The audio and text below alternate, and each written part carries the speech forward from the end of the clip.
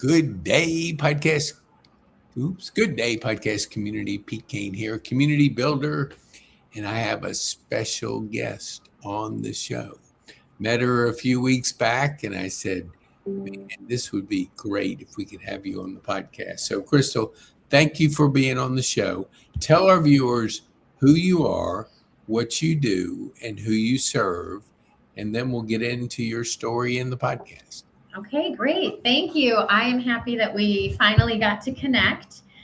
So my name is Crystal Gonzalez. I am a licensed funeral director here in Georgia and also in New York.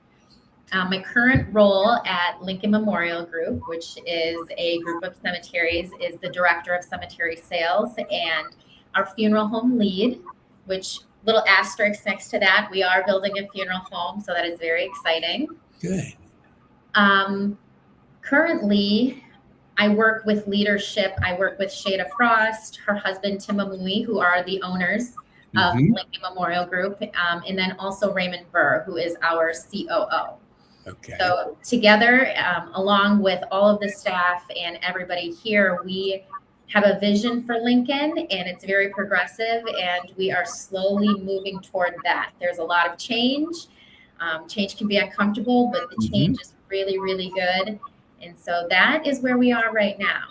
I can give you my background story if that's what you're asking. Well, no, I want to ask you about it. So, when we set out in a career, I don't think funeral director, unless you're in the family and you have generations of it, it's something you say because it's usually, I want to be an attorney. I want to be a doctor. I want to be a nurse. I want to be a fireman. All the different typical careers. How did you get to be where you are today? Yeah, so I will give you a little bit of a snippet. So I grew up in Madison, Wisconsin. Okay. So I will ask people if they want a bagel with cream cheese, and it's like the one word that I can apparently say correctly. So I'll just say, do you want a dough with a hole in the middle with cream cheese? So anyway, I grew up in Madison, Wisconsin, and after I got my undergrad, I got it in Spanish and psychology, which are great topics, but together they don't make a career. It's not like I went to dental hygiene school or something like that. And so I was trying to decide what I wanted to do, and I had my Peace Corps application filled out, and I had my AmeriCorps application filled out, which AmeriCorps is more nationwide. Okay. And I applied for all of these projects in Wisconsin, and I saw one for New York, and I applied, but not really thinking I was going to get it. And I got it. And it was working with the unhoused in the city, helping them apply for insurance, for food assistance, get their prescriptions, all those things. And that was at the end of August, year 2013. Then by September 25th of that year, I picked up everything and I moved into a 3-bedroom apartment with 3 guys in Crown Heights, Brooklyn. We made it into a 4, and I started working with the unhoused in the city. And I knew doing an AmeriCorps project, you get paid like $500 every 2 weeks.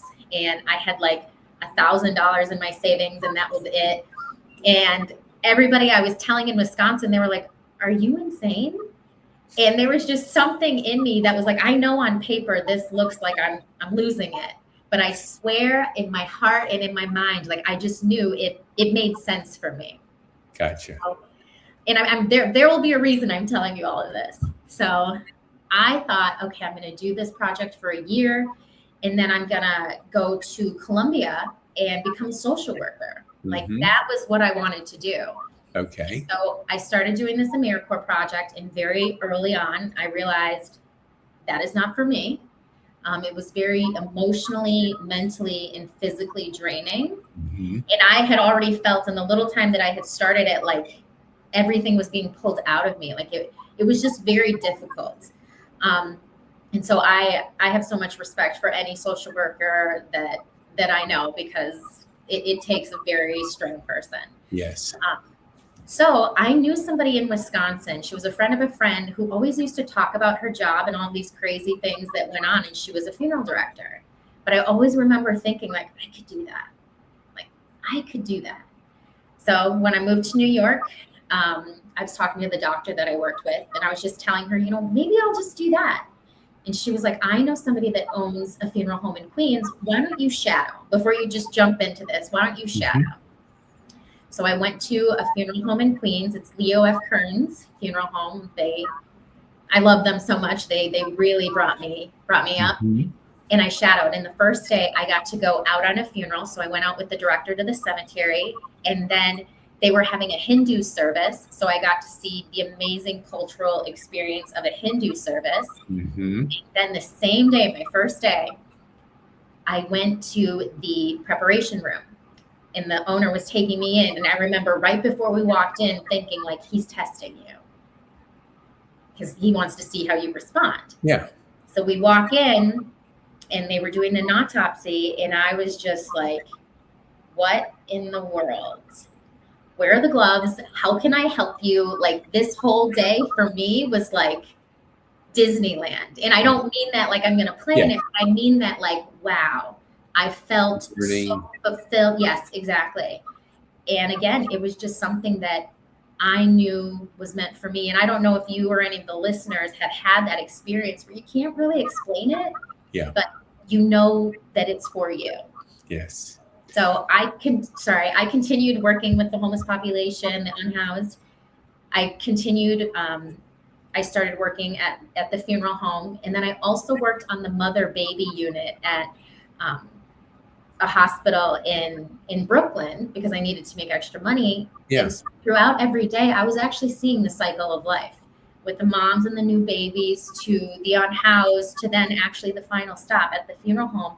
And it really gave me a different perspective and really changed the way that I think about life, living, and transitioning. Yeah, I love that story for this reason. I'm a firm believer that you have to experience things to really understand them. And you don't know if you don't throw yourself into situations, because you can't read about it in a book. You have to be there.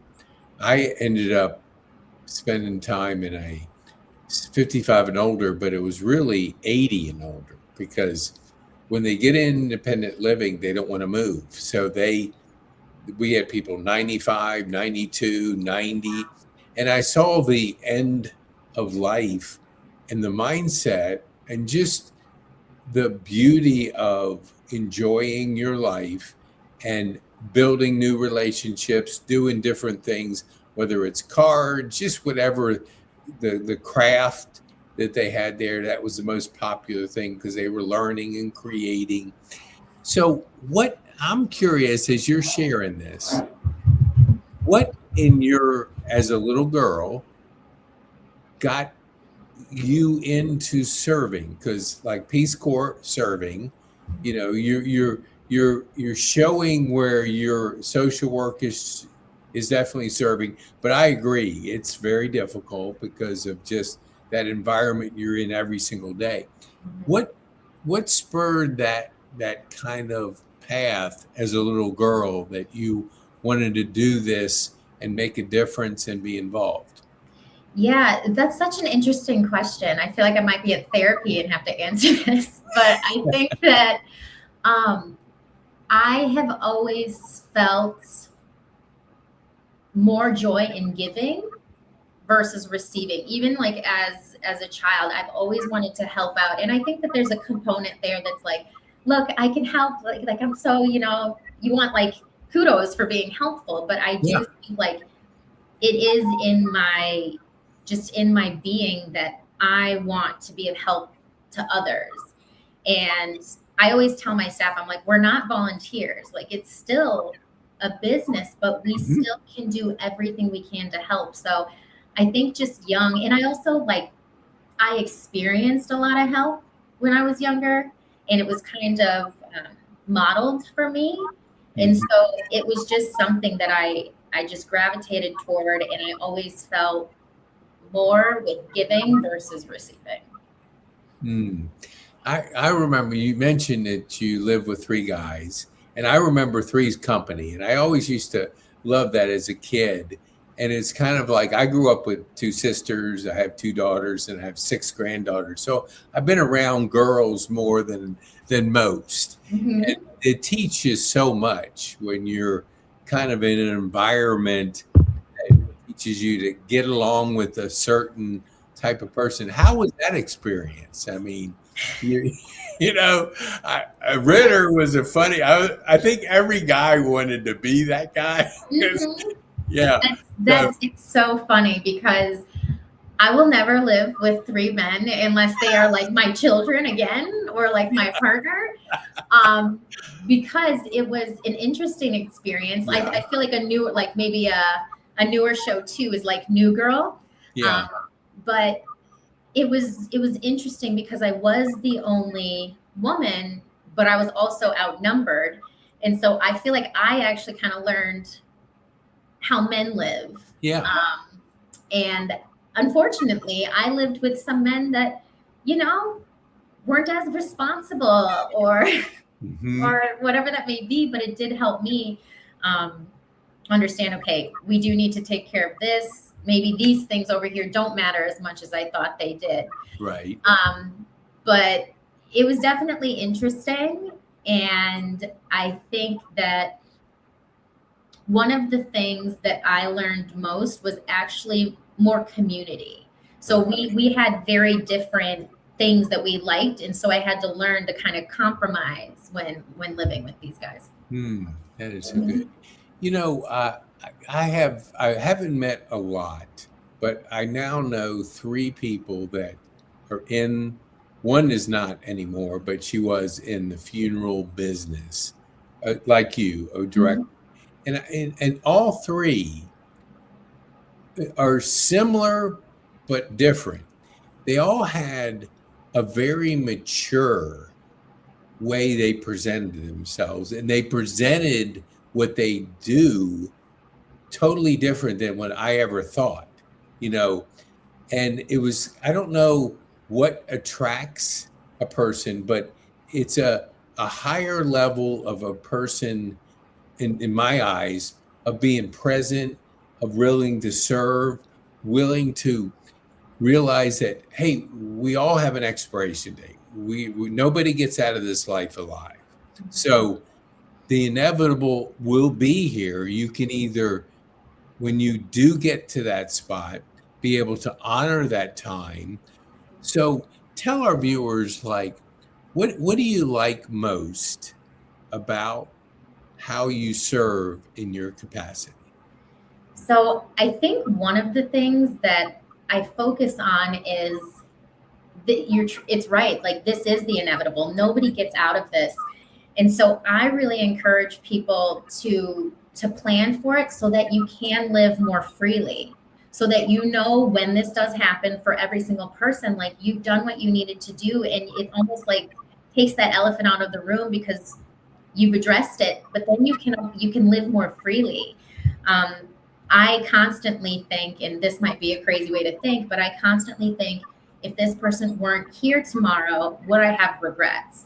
Because I see that so many times when families come in, and so I think that it's improved my relationships with my family, with my friends, with colleagues, with my partner, because I never want to leave like an argument and be angry. I don't want to leave without telling them how great I think they are or without laughing because I know that when I leave, I could not be here or they could not be here. And I don't want to hold on to not living life or not sharing as much as I can. That is so good.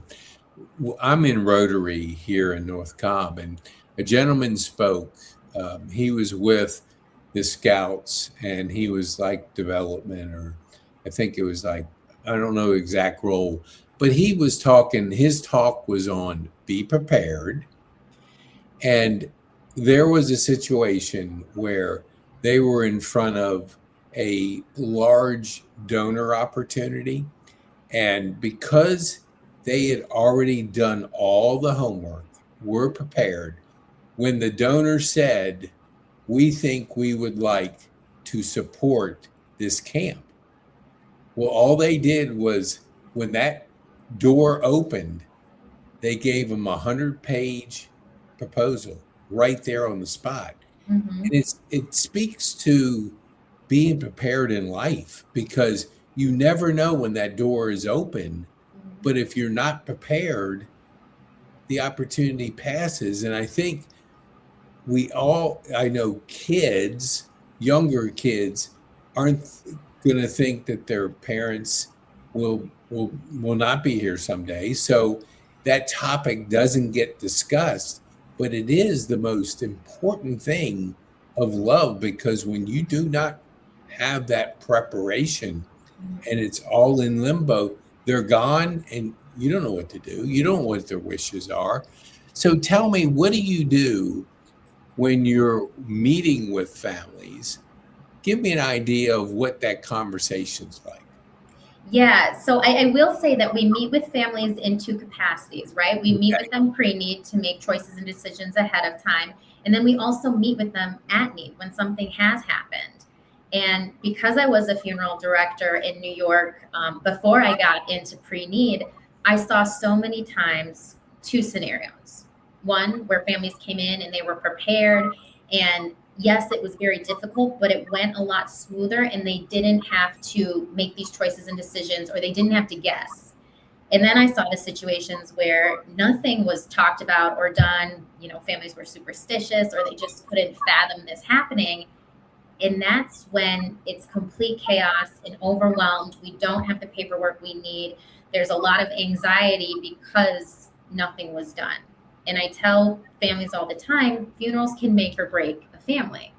Either people come together and they're like, let's get this done for mom, or that's when people, their differences come out and they're like, I'm not going in the room if that person's in the room. And it's already a stressful time. Yes. So one thing that I really like to emphasize is, you mentioned kids with parents. No child wants to pick out their parents' casket. Mm-hmm. Your parents have taken care of you, or you've had parental figures who have taken care of you since you're very small. And there were definitely times they'd made decisions for you which you may not have thought were great or agreed with at the time, but they were doing everything in your best interests. And that is one thing I talk to a lot of people about. Like, yeah, your kids may not want you to be here to talk about this. It is a very uncomfortable topic, but you've taken care of them their entire lives. Why would you stop now? This is the ultimate gift that you can give them, because when somebody passes, there are two questions that can never be answered if we don't have this conversation. And that's, what would so-and-so have wanted? And did I do the right thing? And those are incredibly haunting questions, because once you're gone, they can never be answered. Yeah. And for anybody to have to take care of arrangements and have those weighing on their heart, like, that is very, very sad. Mm-hmm. And so when I sit down with families, I'm very matter of fact, but it's also, I'm there to educate and give them all the information so that they can then make a decision if this is the right move for them or not. And I also appreciate being able to talk about it before it's happened, because it is uncomfortable. So we can be a little more light, kind of make a very uncomfortable. What do people do when they're uncomfortable? They make very awkward jokes. Yes. Right? So there are some awkward jokes and things happening in the room, but they actually have the time to think about, what are my wishes? They have the time to financially think like, okay, does this make sense? Or are we making rush decisions because something's happened and we just need to get it done? Like, I talk to my families about the differences of what happens and what could happen if plans are not made in advance. We lost my mom at 95 this past year. Well, a little over a year. And, but 95, I mean, we had her for so long, and she actually never left her house because my brother lived with her for a year. And I was able to go up there on a regular basis. And I spent the last couple of weeks with her, and then had to come back because her health started to decline. But my question, when we worked with the funeral home up in Richmond, it was a pleasant experience because we didn't have to try to pull things out of the air and make decisions that we didn't know, because my mom had taken the time to make sure her wishes were set up. So we were just, even though we were in that time of loss and mourning, it was the family coming together, and it was a good experience because there wasn't any untied ends. And I've heard about ones where it doesn't get communicated properly, and all of a sudden families are coming together, and it becomes like an argument because of all the things, complexity of people. My question is, when I know people don't, like, at the end of life, go, oh, let me Google search a funeral home. It's like, I'm not going to put my hands in the hands of just picking somebody out.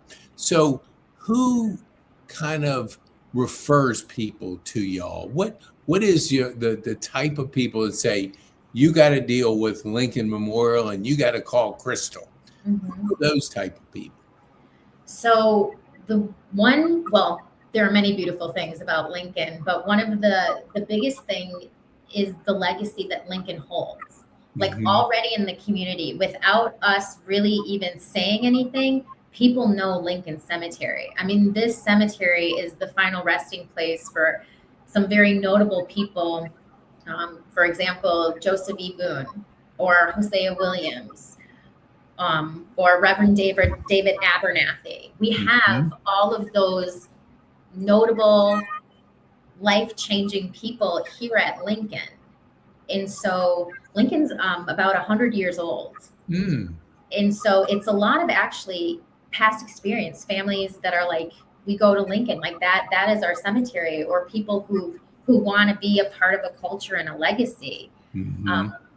One big thing, I believe that word of mouth is the number one way still Yeah, I that agree. people gain business. Yes. So making sure every day when I show up with a family that I'm giving 120%, that I am going above and beyond what the expectation is, because that's what I would want for my family without having to ask, that I'm respectful, I am knowledgeable, and that I am making sure that this family understands their options.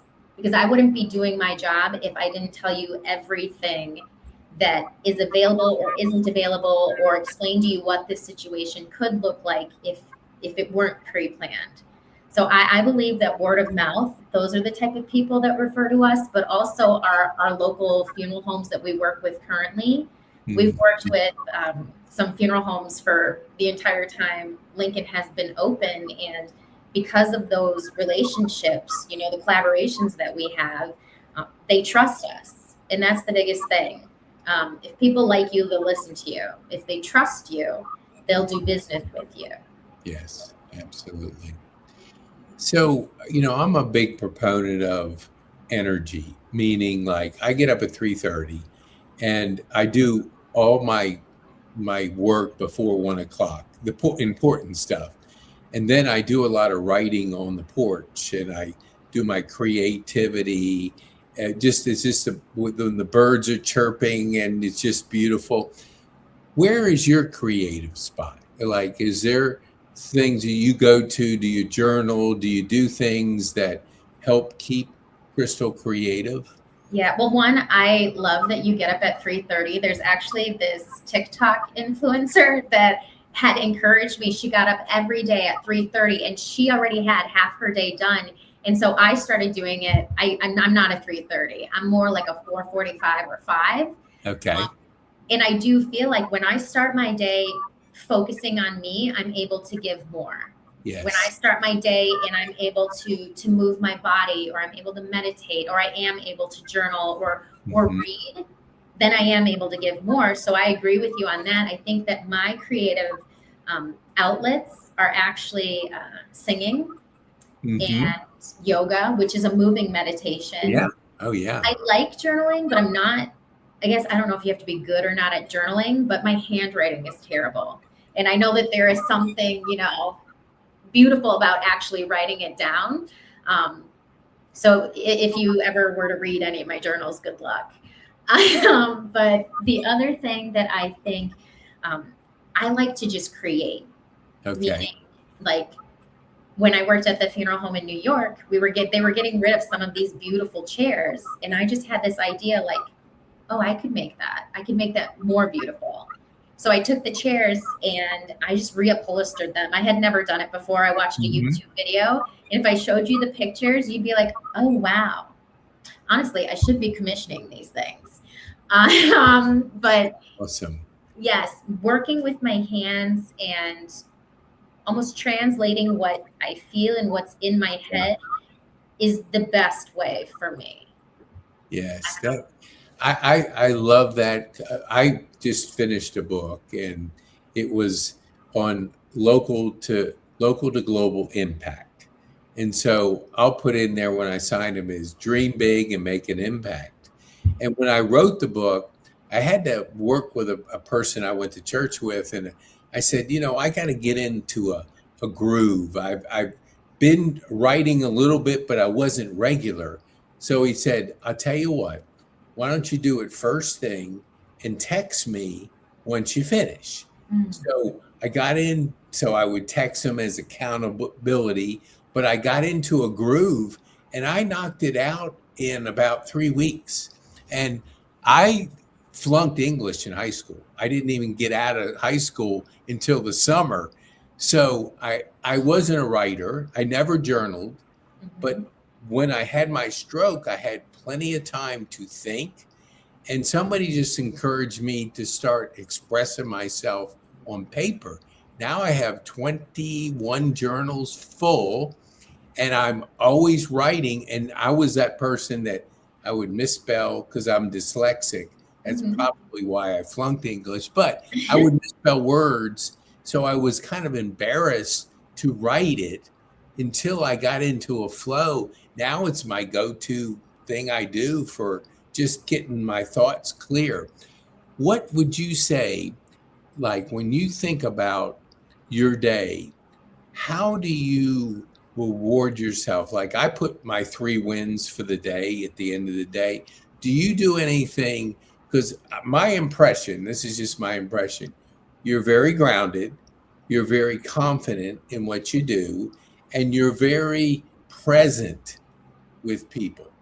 So how do you get to that spot? Like what are you doing to really, because not everybody is like that, because it's people are busy and you ask them how they're doing, they just go, oh, I'm doing fine, and they don't really communicate. How have you been able to really ground yourself in the moment and have that connectability and that presence? Well, with the help of some SSRIs, I'm just kidding. What is that? It's medication. It's like antidepressant medication. Okay. But I'm just kidding. So I think that therapy for sure. Interesting. I think that there is a real power and truth in self-reflection. Yes. In understanding, okay, how do I keep my side of the street clean? And when you're wrong, promptly admit it, but also, stand for what you believe. And I think that if I'm moving every day in an authentic way, it doesn't take away, and I don't get caught up in kind of the commotion around me. And don't get me wrong, sometimes I do. But I think that when I'm making that conscious decision and I'm practicing it and I'm doing those things that fuel my creativity, then I actually feel more in myself and grounded and confident and present, like the things that you said. So I think that there's a lot of self-love that has to come in there. And also, for me, self-expression. Like sometimes people are like, they're workaholics, and I can be guilty of that. But I think it's really important to do the things that you love so that you can replenish, so that you can have the capacity to give because you are full. So then you have the ability to give to others. Because if you're constantly pulling from this well that's running low, like everything is going to be low. That is so good. I do a talk on the 4 human drivers, and it's personal growth, meaningful purpose, connections or relationships. And that gives us a aliveness that you can notice. But what I did see when I lived at this senior facility is the ones that stopped growing, that stopped having that purpose, whether it was to keep creating and build those continual relationships. Because getting together, even though if we're an introvert or extrovert, we need people. Mm-hmm. So how do you consciously or intentionally grow personally? Yeah, so I agree with that. Actually, my partner and I were talking about this the other day. People need community. Yes. We need community to be able to grow, because Yes. constantly, or personally, I have people in my life that are either mirroring me, or they're encouraging me, or maybe they're teachers, and those are the people that I feel are more difficult, but those are teachers to me. They're teaching me something about myself that needs to be addressed, that makes me a better person. So I think that self-reflection is so important, to constantly grow. I think that I'm always trying to look for some type of class, or some type of personal development, currently. So I'll just give you an example. I'm currently taking this course on numerology and astrology, which is really understanding numbers in the universe, but astrology, reading your birth chart, like getting to understand you more, and you can actually look at these things for other people. And I'm very woo-woo. Some people aren't, some people are. But for me, that does help me grow. Yeah. And it is, I'm constantly looking for things to fuel my soul and to fuel my brain. Yes. Mm-hmm. I love that. I didn't know it when I first started. This was 4 years ago. I used to have a digital marketing agency. And then when I had a stroke, I had 5 people that worked part-time, and they're all housewives, ladies that wanted to do some things, work 10 hours a week. But I never set up systems. And when I'm out for 49 days, they didn't know what to do, and the business just went like that. But I learned a valuable lesson about how you keep learning and create ways to give yourself more opportunities to learn. Because if we get stuck in the weeds, it's a frustrating thing. So I don't get stuck in the weeds like I used to. And I'm always very intentional about community, like we talked about. Mm-hmm. I go to my Rotary on Thursday morning. I serve at different places in the community. And every time I go, it just fills my heart. So what fills Crystal's heart the most? Oh, what fills my heart? I think that connecting and taking care of other people really is something that's important to me. And I'm going to give you an example. Although, my career and things like that are about taking care of and helping other people. I see that even in my friendships.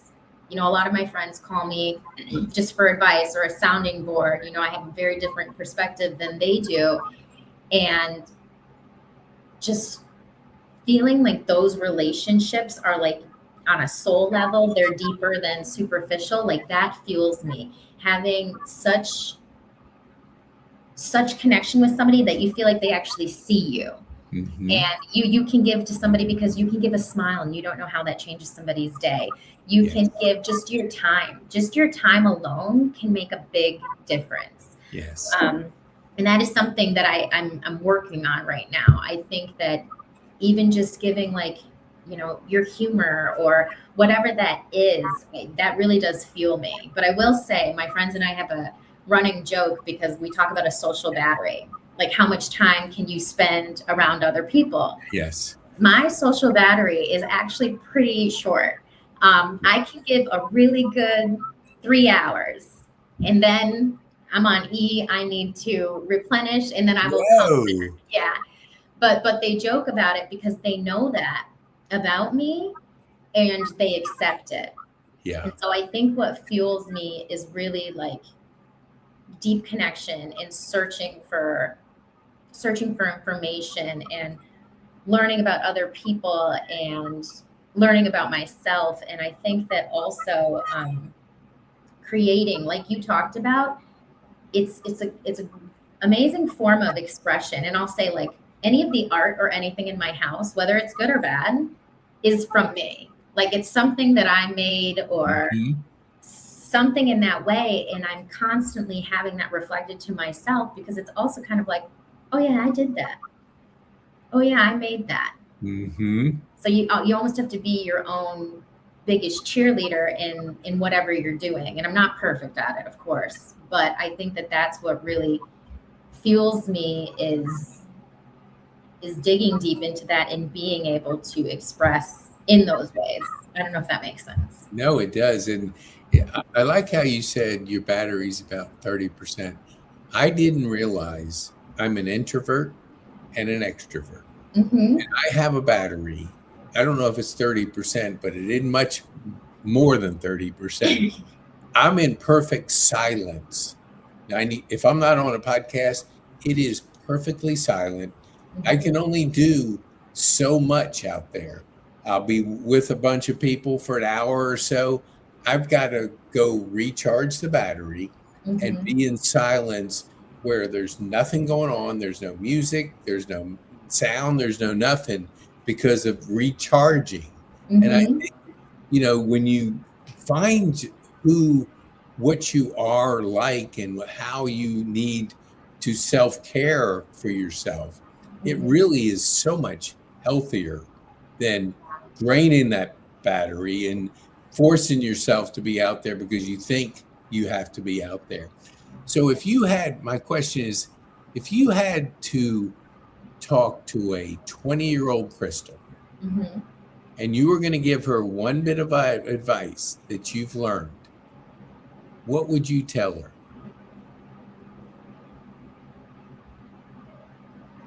Stay honest, open, and willing. Hmm, I love it. I love it. I love it. I want to be respectful of your time because I know because we were going to be on earlier, so I know that people want Crystal. Well, I Okay, appreciate you. but I've got one more question, but I want you to tell our viewers how can they get more of Crystal and Lincoln Memorial? Okay. Well, you can get more by contacting me directly. I always give out my cell phone number to Okay. my families when networking. Do you want me to put it Yeah, up? yeah, Okay. go ahead. 608, it's that Wisconsin area code, Okay. 608-698-1662. Okay. 608-698-1662. Okay. You can always actually come to Lincoln. In Lincoln Memorial Group, we actually have 4 major cemeteries, and one that we actually just opened a garden in. But you could come to the office where we are, 2275 Joseph E. Boone Boulevard Northwest, 30314. Okay. I'm always open to that. And then you can always email me at Gonzalez, Gonzales, at LincolnMemorialGroup.com. Awesome. Mm-hmm. And Those we are will great put ways. those in the show notes too. So if Okay. you're driving and you're listening to Crystal and you go, "Oh, I didn't get that down," no problem. We're going to put it in there. So make sure you go to the show notes if you want to know more and you want to inquire about how Crystal can serve you and your family. Do that. And also, I went to the final question. So, what would be the one thing that you would want our viewers to take home from our time on this podcast?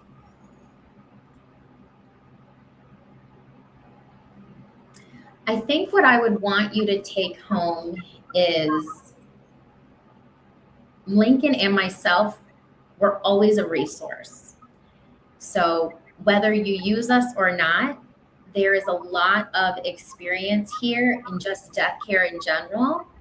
And I think it's so important to be educated and have the information so that you can make a choice and decision whether or not this is a fit for you.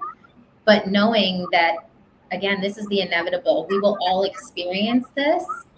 Making sure that you understand what your options are and what this actually looks like, and knowing that we are a resource for you no matter what. Mm. Thank you so much, Crystal. I appreciate you being on the show and sharing with our viewers your journey.